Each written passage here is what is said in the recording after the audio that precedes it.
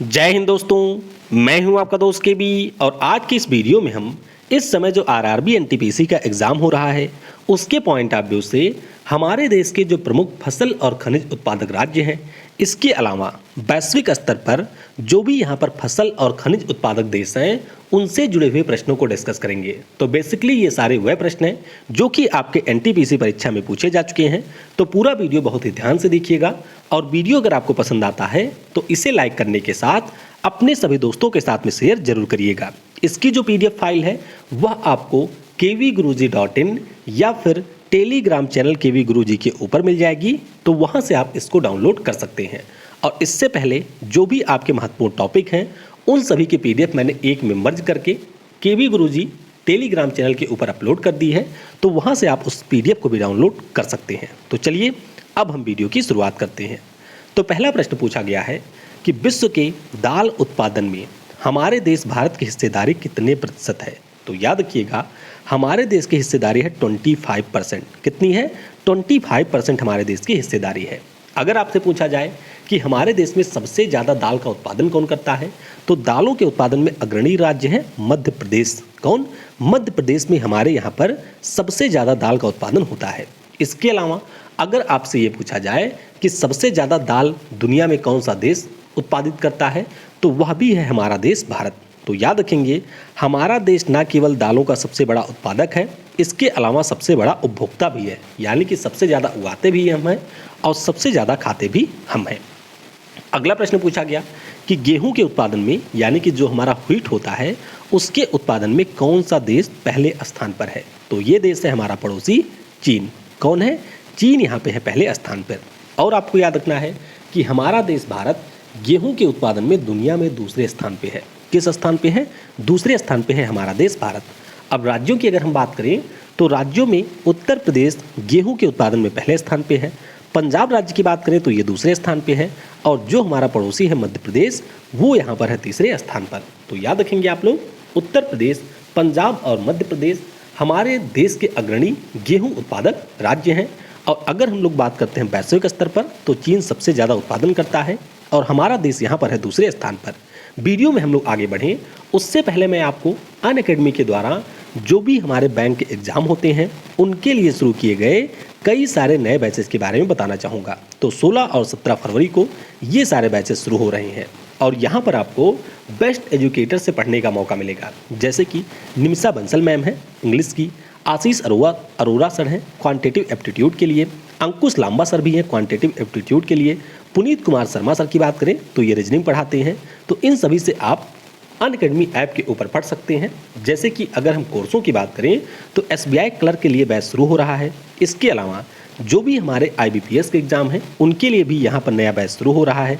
IBPS PO exam की बात करें तो उसके लिए भी बैच शुरू होगा और एसबीआई पीओ एग्ज़ाम के लिए भी यहाँ पर कोर्स शुरू हो रहा है।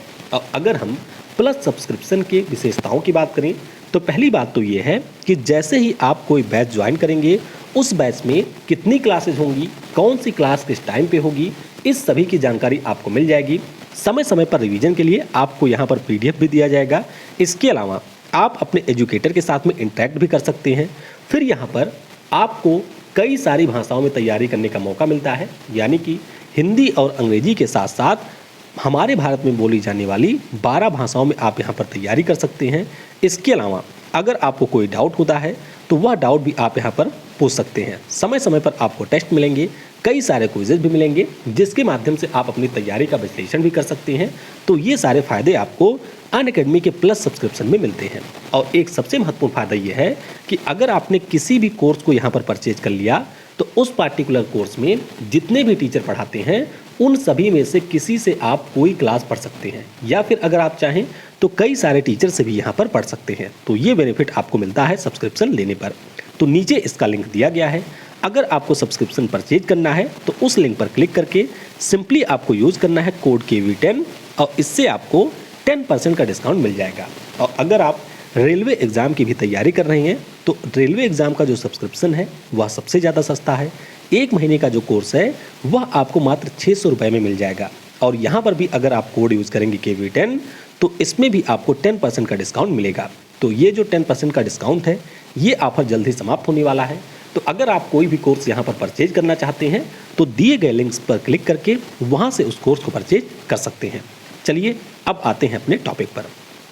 अगला प्रश्न पूछा गया कि 2018 में जो रिपोर्ट आई थी उस रिपोर्ट के अनुसार कौन सा देश है जो कि सबसे ज़्यादा तेल को बेचता है, यानी कि तेल को निर्यात करने में कौन सा देश दूसरे स्थान पे है। तो याद रखेंगे रूस यहाँ पर है दूसरे स्थान पे।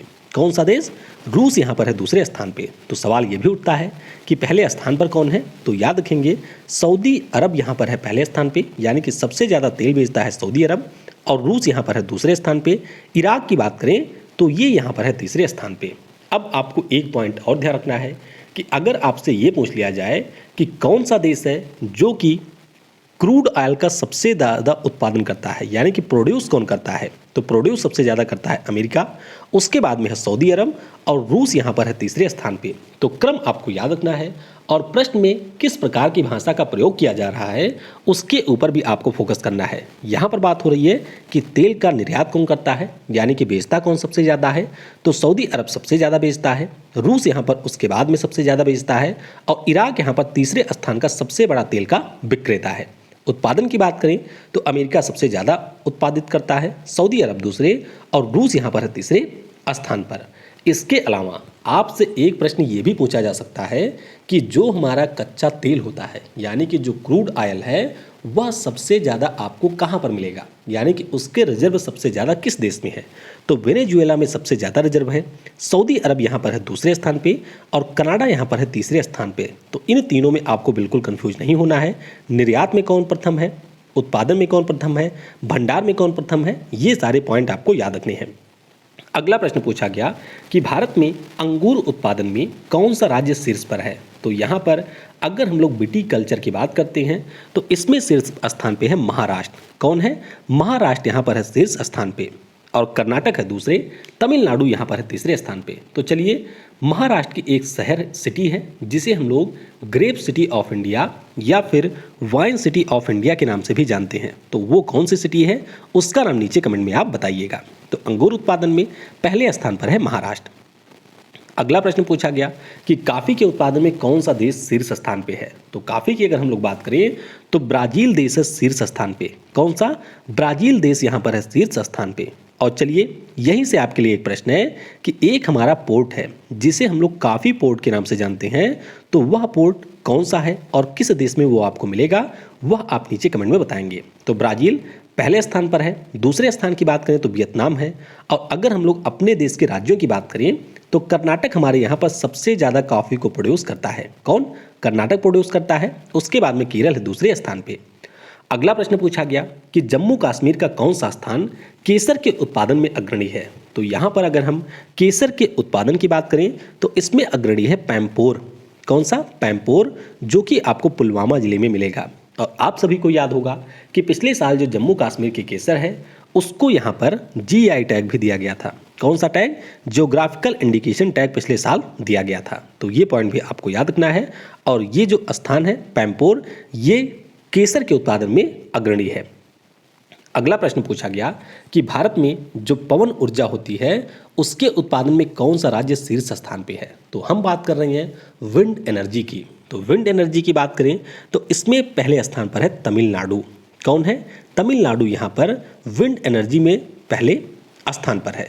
उसी प्रकार से अगर हम लोग देशों की बात करें तो देशों में चीन पहले स्थान पे है, अमेरिका है दूसरे और जर्मनी है तीसरे स्थान पे। अपने देश भारत की बात करें तो हमारा देश पवन ऊर्जा के उत्पादन में यहाँ पर है चौथे स्थान पर। तो ये पॉइंट भी आप याद रख सकते हैं। और अगर हम लोग अन्य दो राज्यों की बात करें तो गुजरात इसमें है दूसरे स्थान पे और महाराष्ट्र तीसरे स्थान पे। तो याद रखेंगे विंड एनर्जी के प्रोडक्शन में तमिलनाडु पहले, गुजरात दूसरे और महाराष्ट्र तीसरे स्थान पर।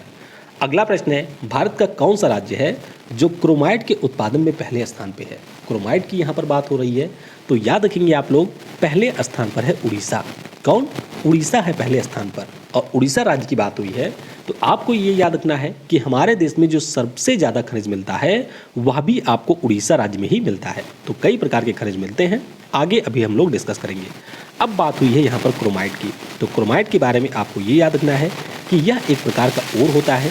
इसमें आपको क्रोमियम मिलेगा, इसमें आपको लोहा मिलेगा और इसके अलावा ऑक्सीजन आपको मिलता है क्रोमाइट में। तो क्रोमाइट के स्थान पे क्रोमियम भी आपसे पूछा जा सकता है। इसके अलावा अगर हम लोग उत्पादक राज्यों की बात करें तो उड़ीसा यहाँ पर शीर्ष पर है और कर्नाटक यहाँ पर है दूसरे स्थान पर। किस पे है? दूसरे स्थान पे है कर्नाटक। अगला प्रश्न पूछा गया कि दूध के उत्पादन में कौन सा देश शीर्ष स्थान पे है? तो दूध की अगर हम लोग बात करते हैं तो हमारा देश से पहले स्थान पर। कौन सा? हमारा देश भारत दूध के उत्पादन में पहले स्थान पे है, यानी कि हम लार्जेस्ट मिल्क प्रोड्यूसर कंट्री हैं। फिर अगर हम बात करें तो अमेरिका यहाँ पर है दूसरे स्थान पर। किस पे है? अमेरिका यहाँ पर है दूसरे स्थान पे। राज्यों की बात करते हैं तो उत्तर प्रदेश से पहले, उसके बाद में है राजस्थान और तीसरे स्थान पे है आंध्र प्रदेश। तो आपसे ये भी पूछा जा सकता है कि राज्यों में कौन शीर्ष पर है? तो राज्यों में शीर्ष पर है उत्तर प्रदेश। अगला प्रश्न पूछा गया कि किस देश में सर्वाधिक प्राकृतिक गैस के भंडार स्थित है? तो मैंने आपको ऊपर बताया था कि जो हमारा क्रूड ऑयल होता है उसके सबसे ज़्यादा भंडार कहाँ पर आपको मिलेंगे? तो इसका सबसे ज़्यादा भंडार है वेनेजुएला में। लेकिन अगर हम नेचुरल गैस की बात करते हैं तो इसका सबसे ज़्यादा भंडार आपको मिलेगा रसिया में। कहाँ पर? रसियन फेडरेशन में सबसे ज़्यादा हमारे नेचुरल गैस के भंडार स्थित हैं। इसके अलावा आपको याद रखना है कि ईरान इस सूची में दूसरे स्थान पे है और कतर यहाँ पर है तीसरे स्थान पे। तो कच्चे तेल वाला मैंने आपको बता ही दिया था। हाँ, अगर आपसे ये पूछ लिया जाए कि जो नेचुरल गैस होता है उसको सबसे ज़्यादा प्रोड्यूस कौन करता है, तो जैसे क्रूड ऑयल सबसे ज़्यादा प्रोड्यूस करता है अमेरिका, उसी प्रकार से नेचुरल गैस भी सबसे ज़्यादा प्रोड्यूस करता है अमेरिका। तो ये पॉइंट आपको याद रखना है। बढ़ते हैं अगले प्रश्न की तरफ। अगला प्रश्न पूछा गया कि खाद्य व कृषि संगठन की रिपोर्ट के अनुसार मछली उत्पादन में कौन सा देश यहाँ पर अग्रणी है? तो बात हो रही है जो फिशरीज इंडस्ट्री होती है, तो इसमें शीर्ष स्थान पे है चीन। कौन है? चीन यहाँ पर है पहले स्थान पर। और वैसे अगर हम लोग दुनिया के शीर्ष मछली उत्पादक देशों की बात करते हैं तो चीन यहाँ पर पहले स्थान पे है, पेरू है दूसरे और इंडोनेशिया है तीसरे स्थान पर। किस पे है? इंडोनेशिया यहाँ पर है तीसरे स्थान पे। अपने देश भारत की बात करें तो हमारा देश सबसे ज़्यादा मछली के उत्पादन के मामले में है दुनिया में छठे स्थान पर। किस पे है? छठे स्थान पे है भारत। अगला प्रश्न पूछा गया कि भारत में जो सबसे ज़्यादा बिजली उत्पादन होता है वह किसके द्वारा होता है? तो यहाँ पर बात हो रही है इलेक्ट्रिसिटी की। तो ये तो काफ़ी ज़्यादा आसान प्रश्न है। आप सभी को पता होगा कि हमारे यहाँ पर जो सबसे ज़्यादा बिजली है वह थर्मल पावर के माध्यम से प्रोड्यूस की जाती है। और थर्मल पावर का मतलब है कि कोयले से सबसे ज़्यादा बिजली का उत्पादन किया जाता है। इसके अलावा आपको याद रखना है कि हमारा देश दुनिया का तीसरा सबसे बड़ा उत्पादक देश है इलेक्ट्रिसिटी का और तीसरा ही सबसे बड़ा उपभोक्ता देश भी है इलेक्ट्रिसिटी का। अब ये क्रम आपको याद रखना है क्योंकि कई बार परीक्षाओं में ये क्रम आपसे पूछ लिया जाता है। तो सबसे ज़्यादा जो बिजली है लगभग 60% के आसपास वह हमारे देश में कोयले से उत्पादित की जाती है। उसके बाद में दूसरे नंबर पे आता है नेचुरल गैस। कौन सा? नेचुरल गैस है। तीसरे स्थान पे है हमारी हाइड्रो पावर यानी कि जो जल विद्युत ऊर्जा होती है। इसके बाद में है विंड एनर्जी जिसे हम लोग पवन ऊर्जा के नाम से जानते हैं। और अगर हम लोग न्यूक्लियर एनर्जी की बात करते हैं तो ये हमारा आता है सबसे आखिरी स्थान पर। तो पहले स्थान पे है कोयला, दूसरे पे है गैस, तीसरे पे है जल विद्युत, चौथे पे है पवन ऊर्जा और पांचवें पे यहाँ पर है नाभिकीय ऊर्जा। उत्पादक देशों की बात करें यानी कि सबसे ज़्यादा बिजली उत्पादन कहाँ पर होता है, तो सबसे ज़्यादा उत्पादन होता है चीन में, उसके बाद में अमेरिका में और फिर आता है हमारे देश भारत का नंबर। अगला प्रश्न है भारत में कपास के उत्पादन में कौन सा राज्य शीर्ष पर है? बात हो रही है यहाँ पर कॉटन की। तो कॉटन के बारे में आपको पता होगा कि जहाँ पर हमारी ब्लैक सॉइल पाई जाती है वहाँ पर सबसे ज़्यादा कॉटन का उत्पादन किया जाता है। तो ब्लैक सॉइल कहाँ पर मिलती है? महाराष्ट्र में आपको मिलेगी, गुजरात में मिलेगी या फिर उसके आसपास के जो राज्य हैं वहाँ पर मिलती है। तो सबसे ज़्यादा जो उत्पादन होता है ये आपके होता है गुजरात में। कहाँ पर? गुजरात में सबसे ज़्यादा उत्पादन होता है। तो शीर्ष उत्पादक राज्यों की बात करें तो गुजरात यहाँ पर है पहले स्थान पे, महाराष्ट्र है दूसरे और मध्य प्रदेश यहाँ पर है तीसरे स्थान पर। देश की अगर हम लोग बात करें तो हमारा देश भारत कॉटन के उत्पादन में है पहले स्थान पर, चीन दूसरे और अमेरिका यहाँ पर है तीसरे स्थान पर। तो कम से कम शुरुआत का एक आपको जरूर याद रखना है। अगला प्रश्न है भारत के किस खान से सर्वाधिक यूरेनियम का उत्पादन होता है? तो यहाँ पर जो तुम्मल पल्ले खान है, अब ये नाम नहीं है तुम्मल पल्ले खान, नहीं तो आप खान वो समझ लें, ये एक खान है यानी कि यह एक माइन है जिसका नाम है तुम्मल पल्ले और ये आपको मिलेगा आंध्र प्रदेश में। तो यहाँ पर सबसे ज़्यादा यूरेनियम का उत्पादन होता है और आंध्र प्रदेश राज्यों के दृष्टिकोण से हमारे देश का सबसे ज़्यादा यूरेनियम का उत्पादक राज्य है। तो ये पॉइंट भी आप याद रखेंगे। वैसे अगर हम लोग बात करें झारखंड के जादूगोड़ा माइंस की, तो याद रखिएगा यूरेनियम के लिए यह बहुत ही ज़्यादा प्रसिद्ध है। कौन सी? जादूगोड़ा की जो माइन है। तो ये भी एनटीपीसी में 2 से 3 बार पूछी जा चुकी है, जादूगोड़ा की माइन। तो याद रखिएगा ये हमारे यूरेनियम के लिए प्रसिद्ध है। फिर अगर हम लोग बात करते हैं प्रमुख उत्पादक देशों की, तो ये आपको याद रखना है कि कजाकिस्तान दुनिया का सबसे बड़ा यूरेनियम का उत्पादक देश है। दूसरे स्थान पे है कनाडा और तीसरे स्थान पे है यहाँ पर ऑस्ट्रेलिया। तो ये सारे पॉइंट आपको याद रखने हैं। अगला प्रश्न पूछा गया कि भारत में जो सबसे ज्यादा कोयले का भंडार है वह किस राज्य में आपको देखने को मिलेगा। अब इस प्रश्न में भी आप कई बार गलती कर सकते हैं, क्योंकि अगर हम लोग सबसे बड़े अपने देश में कोयले के रिजर्व की बात करते हैं तो ये जो रिजर्व है वह आपको मिलेगा झारखंड में। कहां पर? झारखंड में मिलेगा सबसे ज्यादा कोयले का रिजर्व। लेकिन अगर आपसे ये पूछ लिया जाए कि सबसे ज्यादा कोयला प्रोड्यूस किस राज्य में होता है, यानी कि उत्पादन कौन सा राज्य कर रहा है, तो इस स्थिति में आपका उत्तर होगा छत्तीसगढ़। कौन? छत्तीसगढ़ सबसे ज्यादा उत्पादन करता है। तो ये पॉइंट आपको याद रखना है कि सबसे ज्यादा जो भंडार है यानी कि जो रिजर्व है वह आपको झारखंड में मिलेगा। सबसे ज्यादा उत्पादन की बात करें तो वो हमारा करता है छत्तीसगढ़। तो ये पॉइंट आपको याद रखना है।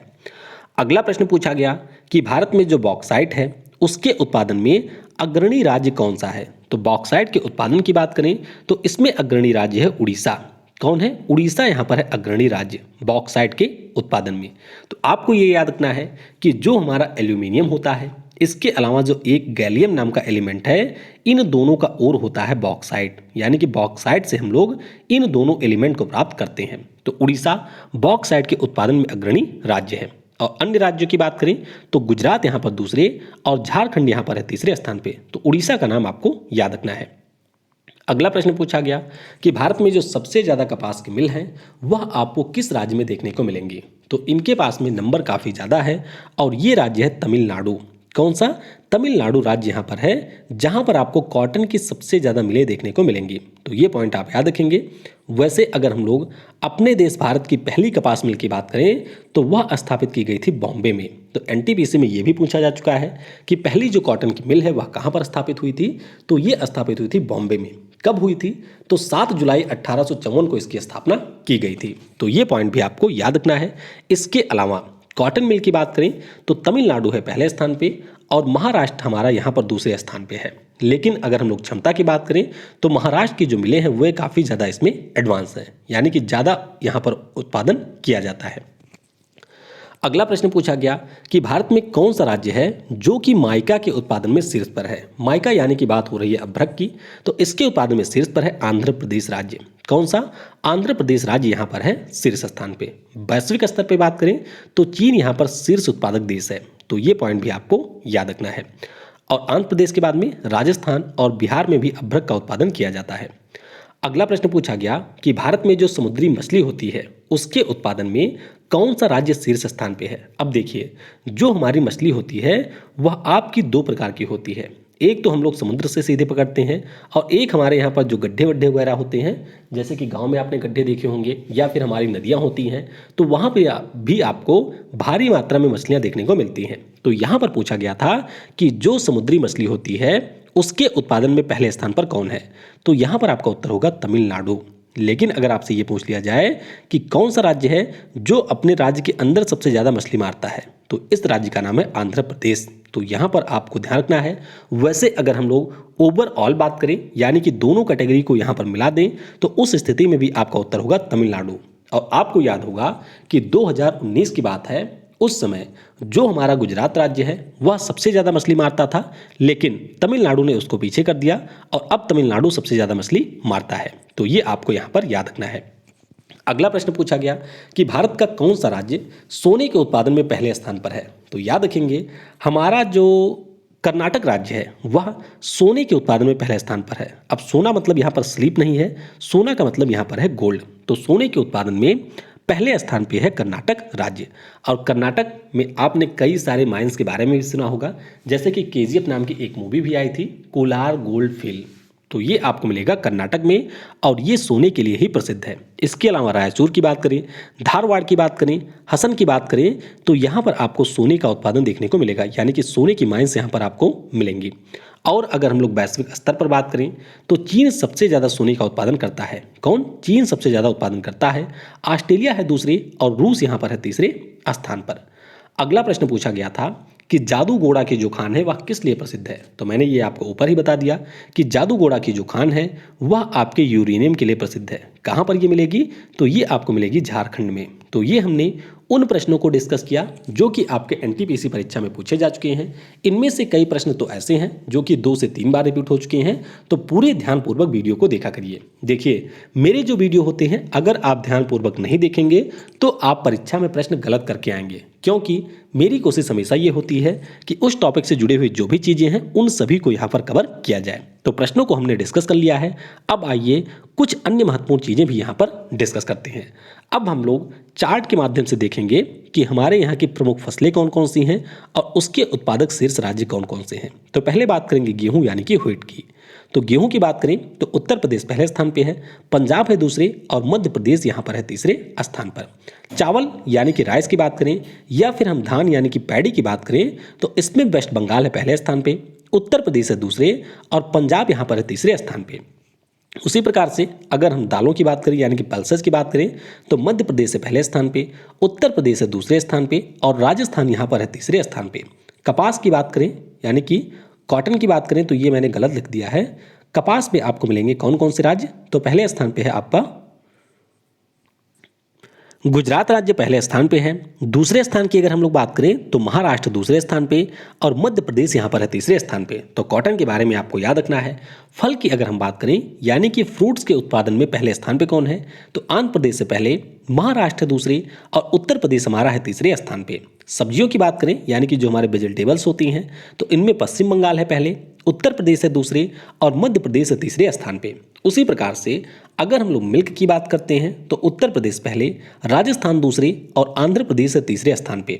और यहाँ पर एक मैंने इंक्लूड नहीं किया है जो कि हमारी है तिलहन, यानी कि जो हमारे तेल के उत्पादन वाले फसलें होती हैं। तो कौन कौन से राज्य उसमें प्रथम है या फिर शीर्ष 3 राज्य कौन कौन से हैं उनका नाम आपको नीचे कमेंट में बताना है। तो यहाँ पर हमने प्रमुख फसल और उनके उत्पादक के बारे में जान लिया है। अब हम यहाँ पर जो भी प्रमुख खनिज हैं यानी कि जो भी हमारे मिनरल्स हैं और उनके प्रोड्यूसिंग स्टेट या फिर उत्पादक देश हैं उनके बारे में यहाँ पर जानेंगे। तो आइए, ये चार्ट आपके लिए काफ़ी ज़्यादा महत्वपूर्ण है। पहले हम बात करेंगे सोना यानी कि गोल्ड की। तो याद रखेंगे हमारे देश में शीर्ष उत्पादक राज्य है कर्नाटक और वैश्विक स्तर पर चीन यहाँ पर है पहले स्थान पर। उसी प्रकार से अगर हम लोग चांदी की बात करते हैं तो चांदी में राजस्थान है पहले स्थान पे और देशों की अगर हम लोग बात करते हैं तो चीन यहाँ पर है पहले स्थान पर। चीन के अलावा कहीं कहीं पर आपको मैक्सिको भी देखने को मिलेगा, लेकिन जो हमारे FAO की डेटा है उसके अनुसार चीन है पहले स्थान पर। अभ्रक की बात करें यानी कि माइका की बात करें तो हमारे यहाँ का शीर्ष प्रोड्यूसिंग स्टेट है आंध्र प्रदेश और वैश्विक स्तर पर चीन यहाँ पर है पहले स्थान पर। उसी प्रकार से अगर हम टिन की बात करते हैं, टिन तो इसमें छत्तीसगढ़ है शीर्ष स्थान पे हमारे देश में और चीन यहाँ पर है वैश्विक स्तर पर पहले स्थान पर। उसी प्रकार से कोबाल्ट की बात करें तो उड़ीसा पहले स्थान पे है, डेमोक्रेटिक रिपब्लिक ऑफ कांगो यहाँ पर है पहले स्थान पर देशों में। मैग्नीज की बात करें तो राज्यों में उड़ीसा और देशों में दक्षिण अफ्रीका पहले स्थान पर है। उसी प्रकार से निकल की बात करते हैं तो उड़ीसा और यहाँ पर इंडोनेशिया है देशों में पहले स्थान पर। तो उड़ीसा के बारे में आपको याद रखना है कि कोबाल्ट, मैग्नीज, निकिल, इसके अलावा लौह अयस्क यानी कि जो हमारे आयरन ओर होते हैं, क्रोमाइट, बॉक्साइट, इन सभी के उत्पादन में उड़ीसा है शीर्ष स्थान पर।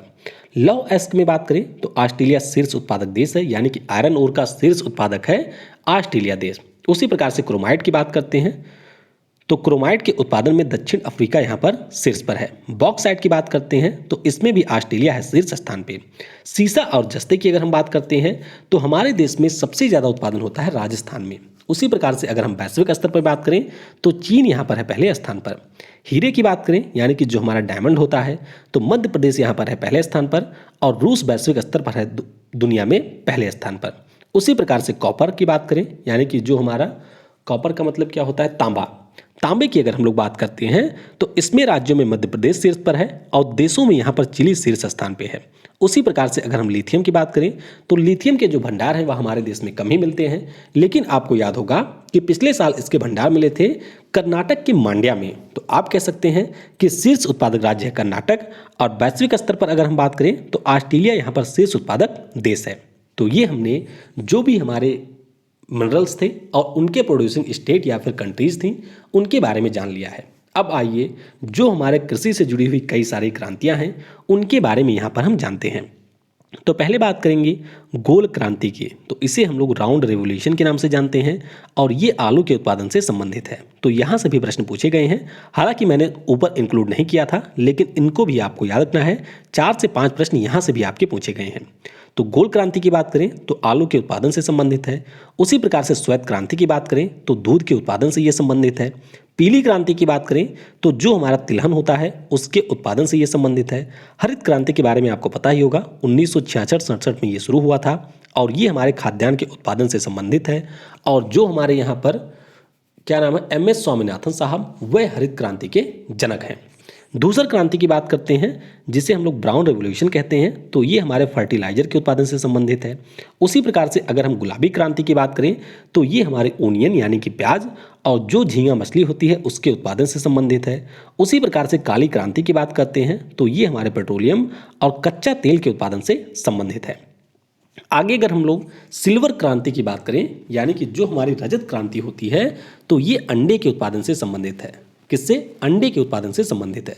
सुनहरी क्रांति की बात करें यानी कि जो हमारा गोल्ड रेवोल्यूशन है ये आपके बागवानी के उत्पादन से संबंधित है। उसी प्रकार से नीली क्रांति या फिर ब्लू रेवोल्यूशन की बात करते हैं तो ये हमारे मछली के उत्पादन से संबंधित है। तो इस प्रकार से जो भी महत्वपूर्ण चीज़ें थी उनको यहाँ पर हमने डिस्कस कर लिया है। उम्मीद करते हैं कि अगर NTPC में प्रश्न पूछा जाता है तो वह इससे बाहर नहीं होगा।